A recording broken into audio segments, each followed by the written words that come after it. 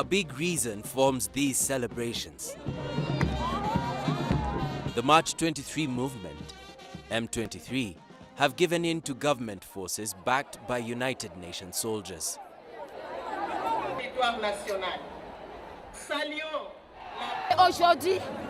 Today the M23 is in disarray. We will bear it more, never again. We will not bear it that situation in the DRC. On 3rd November 2013, M23 announced a ceasefire.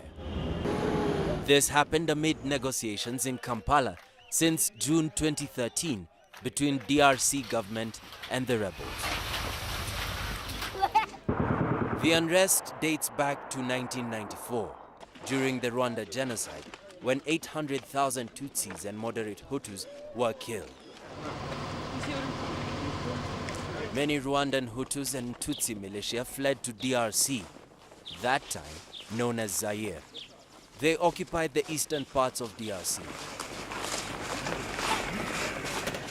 After a series of conflicts, in March 2009, war ended, and the government accepted the National Congress for Defense of People (CNDP) militia to join the army in a signed agreement.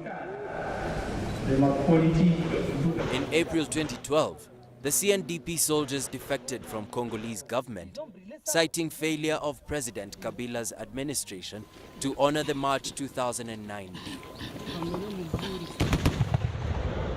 M23 was born as a deadly war broke out. Congo is the central nervous system which has to bring long-lasting peace in the sub-region. As long as there is no peace in Congo, there is no peace elsewhere. In May this year, UN sent its first ever offensive troops to disarm the rebels.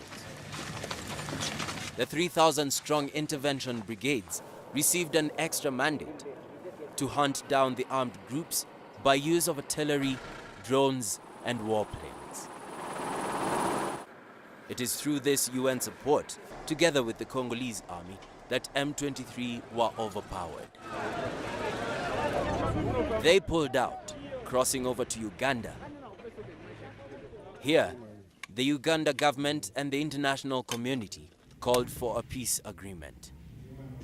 In the last couple of weeks, as the negotiation gathered pace, M23 rebel fighters began crossing into Uganda in smaller beats. Amid peace talks in Uganda, President Joseph Kabila had also created a 3-week national dialogue, inclusive of opposition members. It aimed at bringing national unity and set pace for the country to develop. In a confidential UN report leaked to Reuters, Uganda and Rwanda are accused of supporting M23.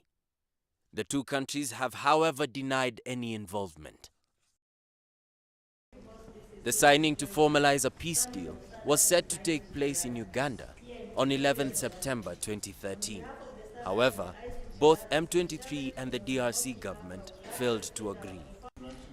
For us to achieve genuine peace and stability in the eastern part of the DRC, the conflicting parties should not only exercise maximum restraint, but also high levels of cooperation and tolerance in order to avoid any further escalation of the war. The women and children of DRC deserve peace and deserve better.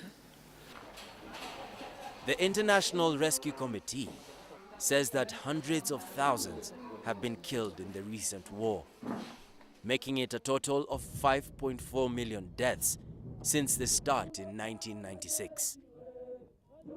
Over 2 million people have been displaced. There are more than 40 armed rebel factions operating in Congo. It is not the end of war, because there are still other groups who still have weapons on Congolese territory, and we will also disarm them by force if they do not want to comply peacefully. As many welcome M23's defeat, these residents who depend on entertaining tourists are not wasting time to start their rehearsals.